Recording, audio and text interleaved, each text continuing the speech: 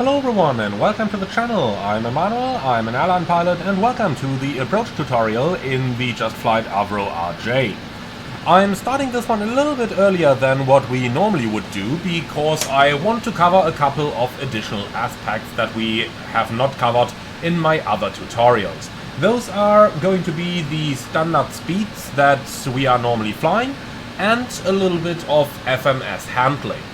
So we are on the downwind for runway 15 in Hamburg at the moment, and we are flying 220 knots as you can see on our speeds and on our MCP. Now this is a standard speed for the downwind. ICAO furthermore defines that when turning base, the standard speed is 180 knots, and when established on the final on the glide, the standard is 160 knots until 4 DME. And those are normally going to work rather well with most aircraft types, but we are going to have a look at how it works in the RJ in a few moments, and at a couple of the particulars of the RJ in the next couple of minutes. The other topic I want to cover over here is FMS management. Whenever I watch videos of common flight simmers doing approaches, once they get radar vectors, I normally see them forgetting about their FMS. The result is that the inbound waypoint is not sequenced, and when you then have to fly a go-around, the airplane just turns to nowhere or doesn't turn at all. I'm not sure which of the two is worse. And this is something that you can avoid by proper FMS management. For this reason, once we release the current pause, we are going to go over a couple of things that you should do under normal conditions of flight. Now with that out of the way, let's go ahead and start having a look into some standard procedures for flying approaches in the Avro RJ. We are going to fly an ILS today, but the speed schedule would be similar on non-precision approaches, provided that you are not flying them as early stabilized approaches. Now, what does that mean? Early stabilized means you have your final approach speed by the time you leave your platform altitude and start the final descent. Decelerated is what we're doing commonly on ILSs, where we intercept the glide slope fast and then slow the airplane down while we're on the final approach so that we are completely stable by 1000 feet. In any case, when we are flying under instrument conditions, we need to be stabilized in 1000 feet. When we're flying under VMC, visual meteorological conditions, we need to be stabilized latest by 500 feet. What does stabilized mean then? Stabilized means our speed is around the target. That means the target plus 10 to minus 5. We are at a pitch appropriate for the airplane configuration, within plus or minus 1 dot of the glide slope and the localizer, or in case of an auto landing, within plus or minus half a dot of the glide slope and localizer. The thrust needs to be at a level appropriate for our phase of flight, and the flaps in the landing configuration with the landing gear down. Alright, now let's go ahead and have a look at how we can fly an approach like this in the Avro.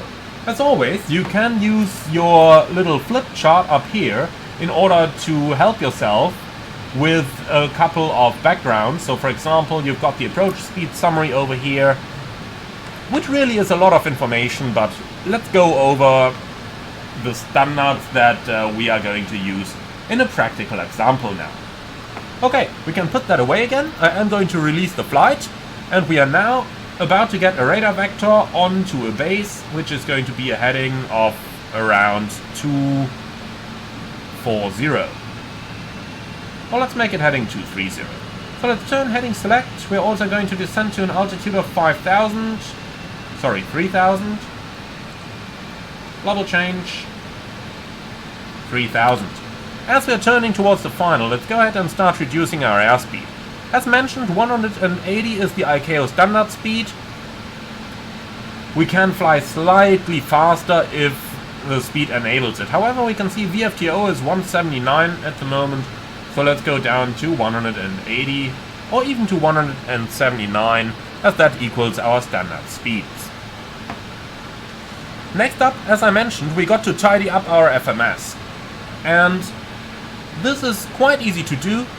simply give yourself a direct to the center fix or the final approach fix as you see fit. So let's do flex page, direct to, center fix, at the top, execute, that's it.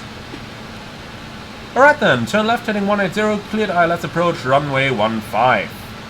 So let's turn onto a heading of 180, verify that we are actually descending here, level change, and then we can go ahead and arm the approach mode. So we've got speed, heading, glide slope, and localizer armed. Perfect. Now let's talk about our speed management. In general, when passing 10 nautical miles before the runway, look at the DME down here, we're at 17 at the moment. Basically, when passing 10 miles before the runway, you want to have no more than 200 knots ground speed. 9 miles, 190, 8 miles, 180, and so on and so on.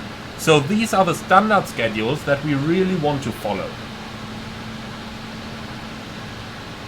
However, the Avro can decelerate rather significantly. This means if it is needed to fly faster, if ATC wants you to do 180 until 5 for example, you can do that. Once you can reduce, simply pull the air brake and the thing reduces like a brake. I know, perfect language for a tutorial. Okay, we have localizer star. Runway heading 150 set. And once the glide slope comes in, we can start to reduce our speed further. Always keep in mind, you may have speed restrictions on your arrival. For example, over here they say DVOT minimum 170 knots. And we of course want to abide those speed restrictions, which again is not really a problem. The Avro flies a descent pretty much perfectly with flaps 18 and thrust and idle. You may gain a little bit of airspeed, but if that happens, simply use the air brake to reduce your speed. The air brake only produces minimal vibrations in the cabin, which doesn't make it as uncomfortable to use for your passengers, so like conventional speed brakes would on other aircraft.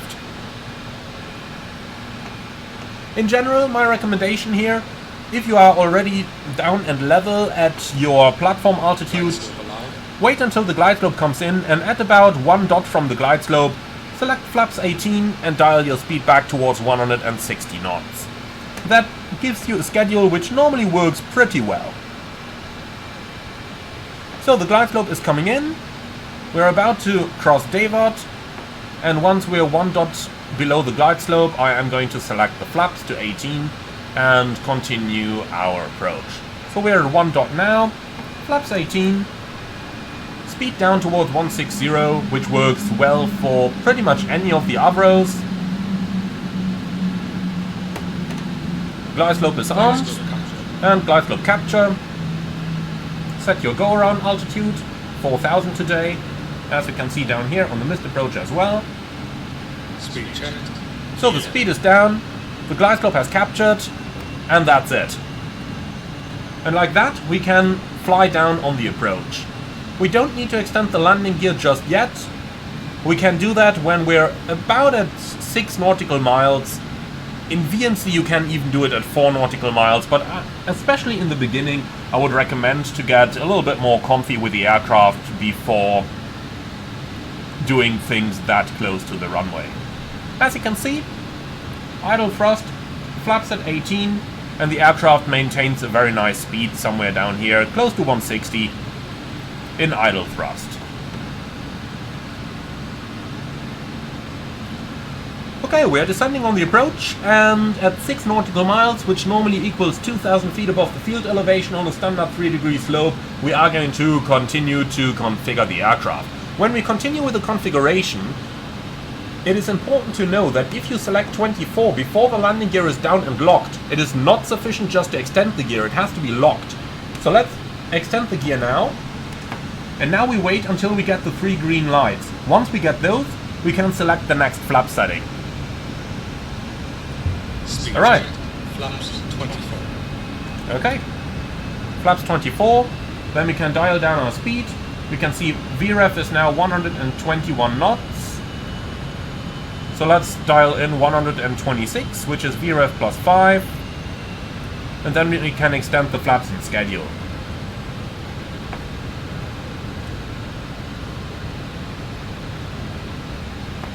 Okay, flaps 33.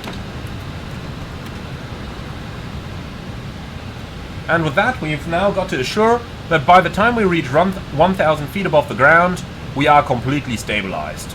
It is a good idea to have your automatics in at this point as you're still learning the aircraft, and at a later point you can then transition to disconnecting the automatics. 1,000. Alright, that's checked, and we are just about short of the stabilized approach gate. So, this concludes our approach tutorial in the Avro RJ. I would like to thank you very much for watching, hope that you have learned something today. As always, be sure to like, comment and subscribe, and if you really love what I'm doing on this channel, I would appreciate a small donation through the Buy Me Coffee link in the video description below. Thank you for watching, and see you all again on the next one.